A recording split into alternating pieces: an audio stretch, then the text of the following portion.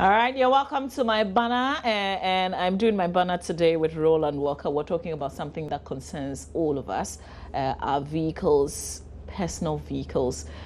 Before you move the vehicle, what do you check? Are you supposed to even check anything? Is it a responsibility of only the men, or the women can also equally do it? If you're going out there to stop a public transport, it could be a taxi, it could be trotro, a bigger traveling bus. What are some of the things that you should check on the vehicle before you even enter it?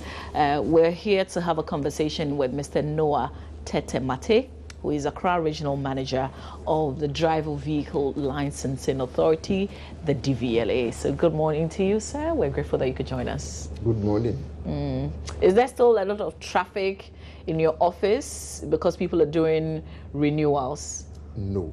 Okay. In fact, this year there hasn't been so much congestion at the place. Yeah, because we put in some measures and it has worked out very, very well. Yeah. But there are still a little traffic with those who do the car regional, is the renewal. The renewal. Those Because who now we tend to don't do do the it with your renewals. office anymore, but Yes. your affiliates. I would not say there is much.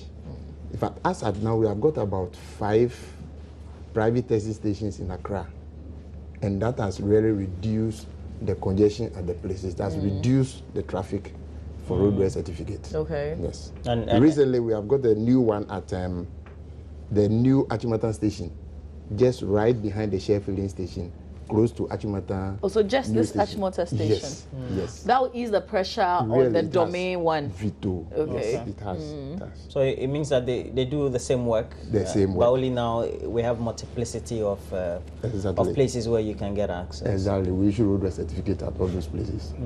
But what do you take into consideration before you issue the road worthy certificate or even do the annual renewals? Yeah. Actually, for private vehicles, you have to renew your roadway certificate every year from the date of issue. For commercial ones, it's 6 months from the date of issue. Now, when you get to the private testing stations where you are to get your roadway certificate, the vehicles are put into the bay. There's a test line, complete test line. So you start from the end, run through the test line. Before you get to the end of the test line, the state of the vehicle, right from electrical to brake to whatever, will be stated on a sheet of paper before the vehicle come out. So automatically the state of the vehicle is stated on the paper. And then if there are defects, you are told there are defects, you have to go and put them right. If there are no defects, you are issued your road certificates. So for now, in those days where we use visual inspection to do tests to issue road certificate, it's out. It's now belongs to the past. Now, Mamavi sounds a bit surprising. Do you do that for No, I do. all vehicles each year? You Yeah. renew? In And Accra. I do my renewal In Accra, we myself. do I it. do Accra. I do my Yes. renewal myself because I want to know the Mamavi, processes. have you been to Choco before? Yes, I have. Not to Osu. renew my You know, vehicle. there are some cars that tend to ply those roads. Yeah. You don't even have to go to Choco, Laboni, Apapa. Because I used to live in Laboni. How about that? Tell us. If you go in for genuine roadway certificate, then definitely you have to go through the test I've just mentioned. But if you decide to go for a fake roadway certificate, then you The vehicles we're talking about, do you know some? Have you seen Oh some yes, of them? I've seen some of them.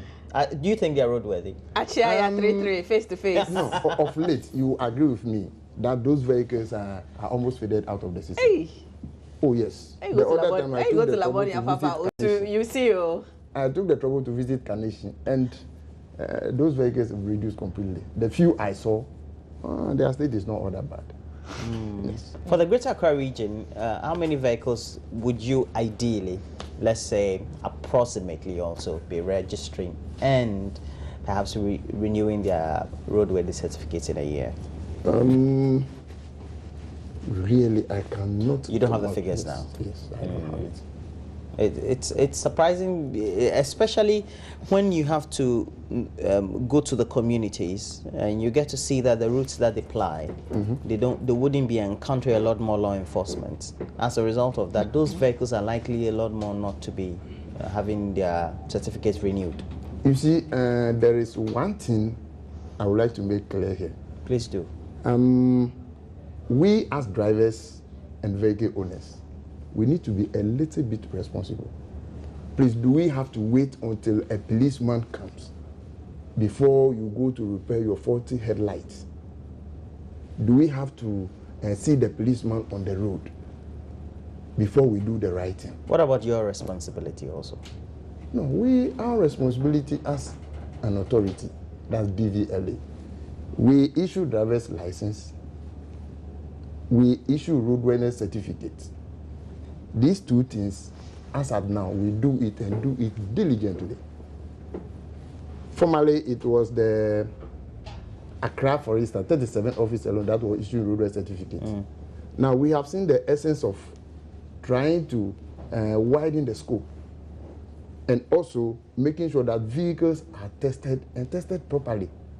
So now we have brought in private testing stations to help us do this. And for now, vehicles that ply our road or vehicles that have genuine roadworthiness certificates go through thorough test. What do you want to do? There's this thing that I found, Roland, that you can actually renew the certificate before it completely expires. This is true, right? Yes, it's true. Actually, you should not wait until your roadworthiness certificate expires before you renew it. Now, if your certificate should expire today, and then you wait until it expires, how do you drive the vehicle to the testing station or to the DVLA? So you have to renew it a week or so before it expires. This will not affect the date. But So do it is you advisable. do a lot of that kind of advocacy or that education? Because the officer who attended to me, I mean, he said, "Oh, Mama V, you can actually come before it completely expires." I Yes. didn't know, and that doesn't. I realized it doesn't put any pressure on you, because if you go and they say, even the machine that will print the sticker, Yeah. if there's pressure on it, you can even actually leave and come back later for Exactly. it, Exactly. and it's better that way, you know. Okay, let's talk about license. I realized that people still have licenses, the paper license and The not temporary the actual, driver's license. Exactly. Somebody's own I saw recently has been extended to about a year or 6 months or something of the sort. Do you still have challenges? Some time back, we had challenges. Fortunately, we have been able to engage someone to have the licenses printed. But because we had the backlog for quite a long time, a lot has been printed and then some were mixed up. Now, we are now mopping up. Those who did their licenses for some time now, their licenses are ready. But if you come and yours is not ready, we just take photocopy of your temporary license, take your telephone number, and then we take it back to the print house. And then we go into the system, your license will be printed, and then we will call you on your line. So to come how and take your soon do you give me a call if I came to your office today and my license was not ready? If you come to my office today and your license is not ready, immediately we pass it on to the print house. And then hopefully by 7 days, we should call you to come for your license. The last time I visited your office, you had a lot of it that had not been collected. That was when? This was maybe about 2 months back. Oh yeah. As at now, the number of licenses we issue that there is collected in a day is ranging between 400 and 500 a day. Yeah? Yes. Just Accra office. Just Accra 37 office. Okay. Not only even 37 office. Now we have got 3 collection points because we really saw that people were going to come. So we got 3 collection points. And then when you go to this place, you pick yours, you go to the other place. All the 3 places work in a day. Yes. And maybe kudos to you. I didn't know that you work on Saturdays because I picked up my license on a Saturday at the 37 office. Not Yes. because I know anybody there. Yes, in fact, when we had the bulk, we decided to work on Saturday. And it worked out very, very well. And when you didn't have the bulk, now you're not working on Saturdays. No. Oh, so now you're not, okay, I take my kudos back. But there's always the nuances about how as institutions, we need to do follow-up and things like that. And we know that we're having this conversation because of all that we've experienced the last week. The accident just over the weekend, we had one on the Cape Coast Elmina Road. And that brings the issue about after you have issued the licenses, you have to depend on interrelated partners or agencies, i.e. police, metro, MTTD, etc., to do enforcement, to make sure that whatever vehicle-worthy certificates that you've issued really stand the test of time. Okay. So then, how do you do your coordination with the other partners? Because it's critical. Really, it is. Because you give a roadworthy certificate today, and tomorrow the car is involved in an accident. As at now, the DVLA has got a task force unit. You do? Yes, we do. When did you start operating that? Well, that has been some time. It's been a long time now. Tell us about it. The task force unit goes with the MTTD, National Road Safety Committee. Now, what we do is, every week, we go out onto the road 3 times every week. And when we go around, we check regulatory vehicles, we check those who drive without license, we check those who drive with underweight license. And for some time now, this task force operation has been working, and it's really helping. Well, that is what we do with other stakeholders to bring sanity onto the road. Now, accidents or road crash, we have 3 main causes of it. And these 3 main causes, one is the road user's behavior. As a human factor. Exactly. And when we say the road user's behavior, that includes the driver. Now, as a driver, what do you have to do on the road? When you jump into a vehicle and set off, then you have to make sure that all the rules and regulations need to be applied. You get to a junction, it is your sole duty to slow down or wait and then observe before you get in. Even if you have the right of way? Even if you have the right of way, because you don't know the thinking of the other road user. You mean the other road user is crazy? Exactly, it can be.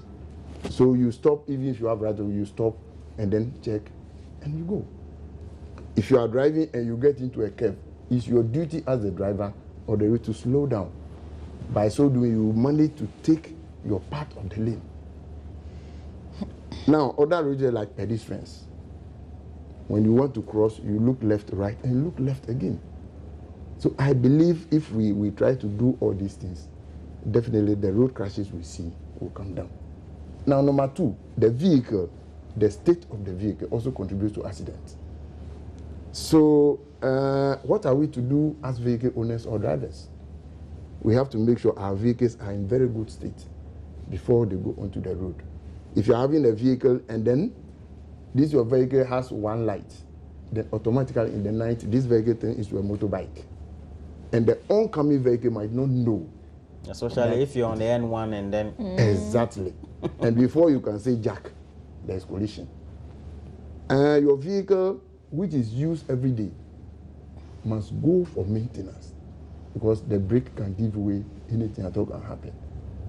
Now, the third one is the state of the road. There are some portions of the road which are prone, accident-prone areas. Those whose duty to see to that have to do it. Not to catch you on that, because ED in Accra says, please, Roland, let the officer go back to the question of the roads that are not worthy of driving on. So maybe link it that way. I'm sure you've seen roads that if you were to issue certificates on, you wouldn't have. Really? So when you... You mean the vehicle? No, the road. When you see a road which is full of potholes, that's not worthy to drive on. Constant running into these potholes really weakens your ball joints, your tie rod ends. And these tie rod ends can give way when the vehicle is on the highway. And therefore, if we are able to look at these 3 points, I believe the road crashes we see will surely come down. This message, and we're receiving your messages via WhatsApp now on 0560 800,000, also on Facebook. Just look for Joy News. and then post your comments. This one from Wallace in the Volta region says, good morning, Walker. Want to ask your guest how much it costs to get a license, because I'm still holding learner's license from February 2015 because I refused to pay another 500 cedis after 500 earlier. You should go to appropriate. He's paying to Goro Boys, but that's yours. No, if he pays 500 earlier, 50, that's 50 Ghana. No, I think it's 500 Ghana cedis. Oh, No. Connection. No. I'm afraid he might even get a fake license. Because with After paying all this, you some. No, but with the system now, it doesn't. there I'm is not no sure. way. There is no way you can obtain license without going through test. A genuine one without going through test. So if you go to pay 500, If you go through the genuine process, how much should it cost you? if you go I to have the, done that. I'm not sure it got up to 200. No. As at now, you pay 100 and I think 140, the 130 or 140 for the first stage, and then the second stage you'll be paying around 35, and that is it. Okay. MD Kwesi Kwesing in Akosombo. Good morning to you, my dear friend. Says, Mama, with this roadworthy issue, forget it. I sat in a car from Akosombo to Pong. The interior of the trotro was half plywood, with the car shaking like a generator. I thought the police on the road would stop him and reprimand him. And I like the way you put it. Oh, he did a mamre and left. Meanwhile, some perfectly sound car had been stopped and been delayed because he chose to show his new license rather than a red legal tender. MD Kwesi Ima in Akosombo is saying, Roland, you have to continue with the other messages because. But this is what we want to do. We want to also make sure that we're in a position to bring you a good demonstration of what you have to do each morning. And so very soon we'll try and take our guest to a regular car. And it has to be Mama V's car. Because, why is that? Because I think that you are very fond of not checking your thing. So he is going to educate you how to do your things. And we're going to bring you that live. And so very soon we'll be going out there to bring you a lot more as far as this is. I will have to excuse you. You have to walk off the set while I also tend to read some of your messages. But I want to put a question to you before you go. How critical is it for us to undertake not the type of maintenance that we technically would want to say, but let's say we wake up in the morning, what do we have to do to our vehicles? Yeah, when you wake up in the morning and you intend using your vehicle that day, you go to the vehicle. First, you go around the vehicle and see the state of your tires. You check it? Yes. In fact, visually, if your tire pressure should come down, then you know. You can easily see it. Okay. Then you get closer to the wheel. You might have a crack on the tire. You know, after the day's work, anything can happen. You might have a crack on the tire. If you happen to observe one, then you drive straight to the vulcanizer for something to be done.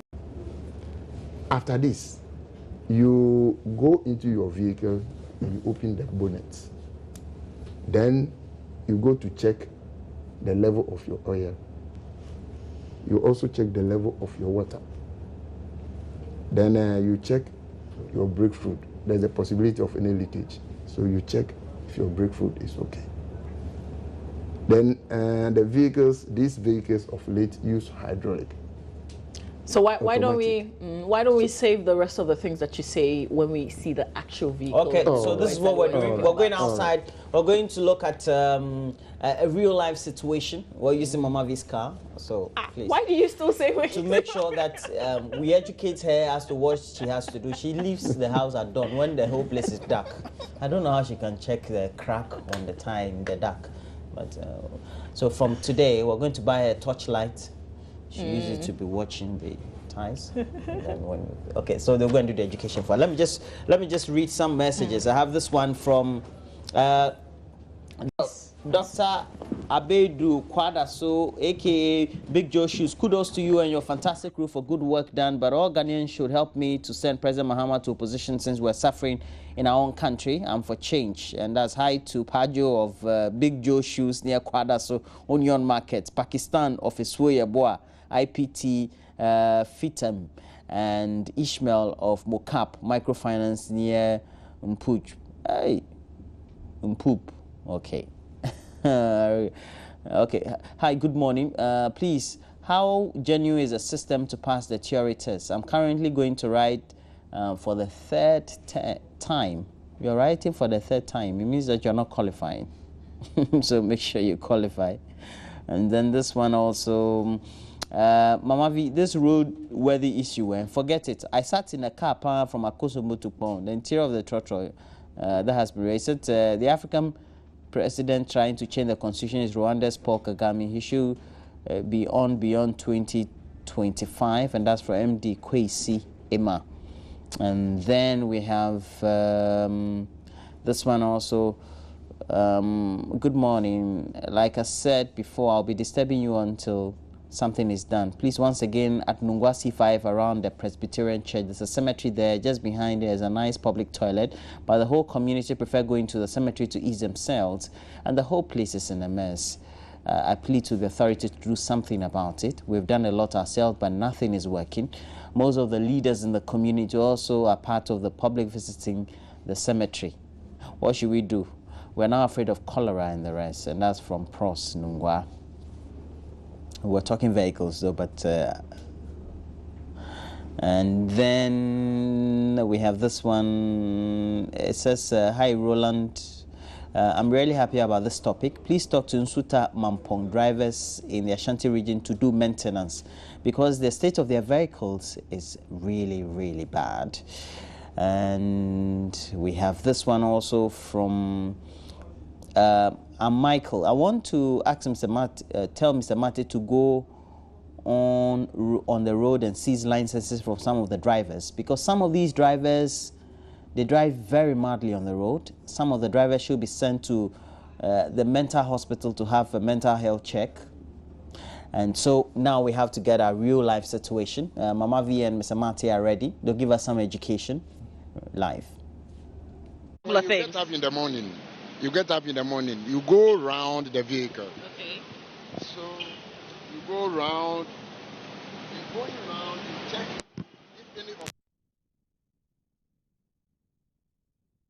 Okay, so again, we're bringing you that very live feed, and the education is still on. This message from Kwame says that I've been using my temporary, we've read this message already, but you keep sending it to us. I guess we should consider the state of our roads and to educate people how to use the road signs. We go back to Mama V. In the car, and then you go and check first the water level. Then you go to the dipstick, you remove the dipstick. The dipstick has got a reading, lower and then the upper. You pull it up, raise it up straight, you clean it, put it back, and then pull it up and see the oil level. When you are okay with that, then you go and then you check your hydraulic oil level over there. I'm not sure I have checked this before. Oh. So let me get you a duster. Good. So you can tell us what we should check.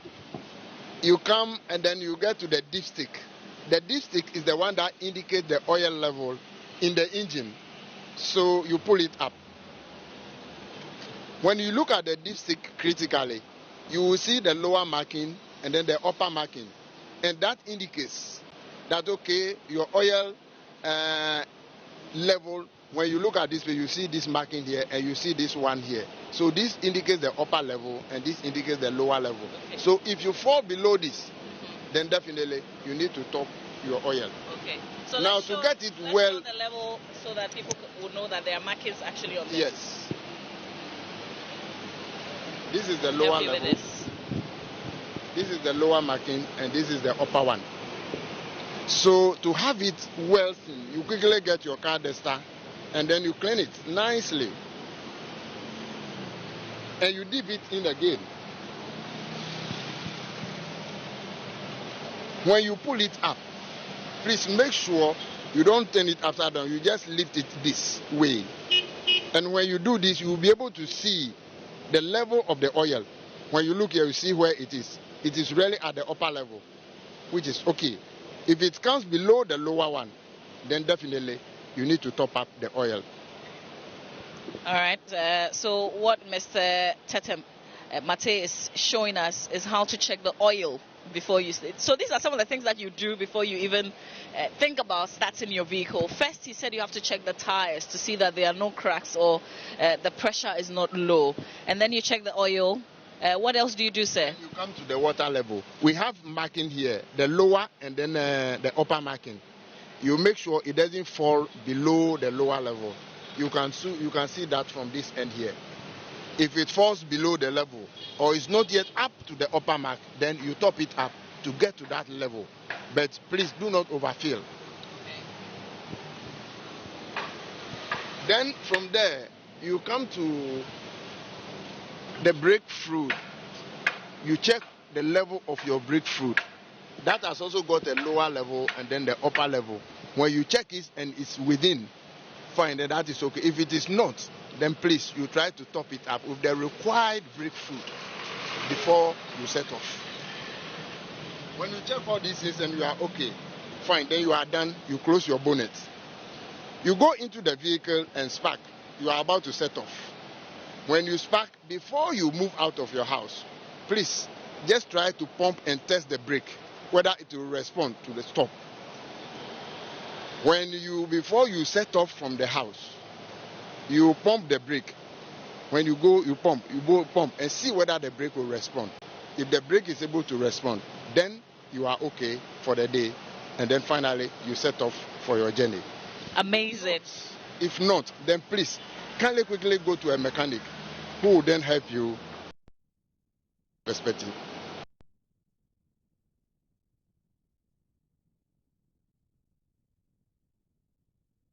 How often should you service the vehicle? Okay, but you talked about lights before. The lights was also one of the things that you mentioned. Yes. How do you check the light? Because usually we don't even use it until it's night or maybe it's dawn and you have to put the light on. Yes. You get into the vehicle. Okay. You put on the ignition. You know, the vehicle is made in such a way. We can try and. So Mr. Tete Mate is trying to. The vehicle is made in such a way that the vehicle speaks for itself. The vehicle informs other road users the intention of the driver. And how does it done? How is that done? You put on trafficator, it indicates you are branching to the left. So a vehicle behind you should be able to know that you are branching to the left. Now, if you want to stop, you apply the brakes, and the brake light should be on behind. And that will indicate to the vehicle behind you that, look, the vehicle ahead of you intends to stop. The headlights, when you are moving, you are to see and you must also be seen. How do you see? You see by putting on your headlight. And then you will also be seen by your headlights on. So if you have only one headlight, then definitely you know you are going to bring trouble. Okay. Your vehicle turns into a motorbike. The oncoming vehicle thinks is coming in to meet a motorbike. And before we could say jack, there's a crash. So you come into your vehicle, you make sure your handbrake is on, you make sure your gear lever is at parking. Then you insert your key and you spark. Then you put on your traffic indicator. You can seek assistance of somebody to help you to see whether it is blinking outside. Now, when it begins to flick here, more than it is doing as we see here now, it means one of the trafficator lights is not working. If a trafficator is not working, this will blink faster than we are seeing it here. If it is working or not working? If one is not working, okay, it will blink faster. Okay. But as we see it now, we are sure it is working. Okay. Now you want to go right, you also put it on, it is working. Because you see the blinking is really even. It blinks evenly. So it means it is working. Now when you set off, You move a little and then you apply the brake. You move a little, you apply the brake. If the brake is defective, you quickly sense that it will not bring the vehicle to a stop as how you wanted it. So quickly then you have to know you have problem with your brake, and then you must go to see your mechanic for some assistance. All right. Thank you very much for the lessons.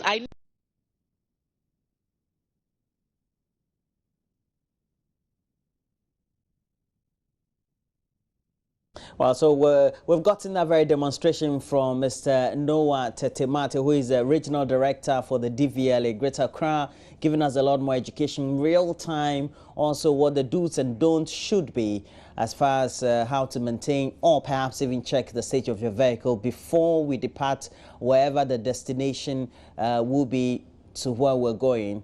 And that is very much foremost important. For many of you, you've been asking a lot more questions. This from Adam Holy, Family Hospital, Techima. He said, good morning, Roland. I'm enjoying your program. Thank you very much. But many of you also, please educate the manager that we start a vehicle, we don't spark a vehicle. It's just the semantics of it.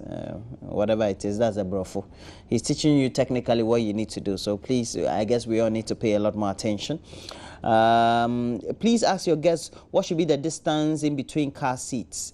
We are to be packed like carton boxes in a fixed car, especially in the commercial vehicles, and also in seat in a car and your leg is fixed to the seat next. And I think the DVLM also checked the locally manufacturing of car seats and that are too close, and sometimes tall people find it quite uneasy in these cars.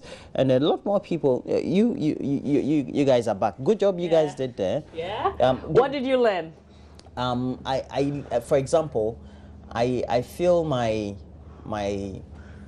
the tank where the water is to the brim. I overfill it. It shouldn't be too full. It has to be pouring all the time for me. That's the education.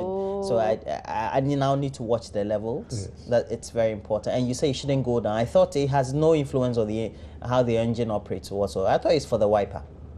No, we didn't touch on the wiper. The wiper is pretty different. But this is like the coolant. Okay, coolant. Yeah. Yes. And I didn't know there were levels. Yes. Oh, that one I know. I'm having problem with my my vehicle heats up very often, so I've been taking it to the mechanic to try and fix it up for the last couple of months. So sometimes I drive it, I see how it's operating. So sometimes it's a bit difficult trying to get into the minds of many people. But the commercial vehicles, how do you make sure that they do these things that they're supposed to do? You know, in acquiring license, there are some few things you have to learn before you finally obtain the license. Let's take it for now. Before you acquire license, you are to be at the driving school for at least 48 hours. At the driving school, you are taught all these things. That before you set off a vehicle, these are the checks you have to make. So before one comes out as a driver with a license, then definitely you should know all these things. Okay. And then somebody also wanted to know about the way the commercial vehicles are. Yeah. They do some fabrication of seats and things like that, and they are not safe because sometimes the seats are so close, and it's only during accident you get to see that they get to remove from their joints and cause a lot more harm than usual. We have vehicles which seats are manufactured here. These vehicles come as van, and then they convert them into buses.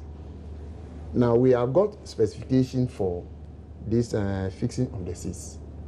And when you want to convert your vehicle from van into bus, you have to contact the DVLA for this specification. Do they? Some do, some don't. Now, if you don't and you go to do it, definitely you have to register the vehicle.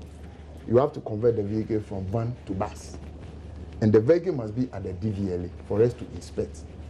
We have got the gap we leave in between seats. Also, the material that is used in manufacturing the seats, they must be collapsible materials. They must be materials which are friendly so that in case of accident, the material collapses. But formerly, they were using angle irons. And these angle irons, when there is an impact, it is the angle iron that even tries to kill you before the death.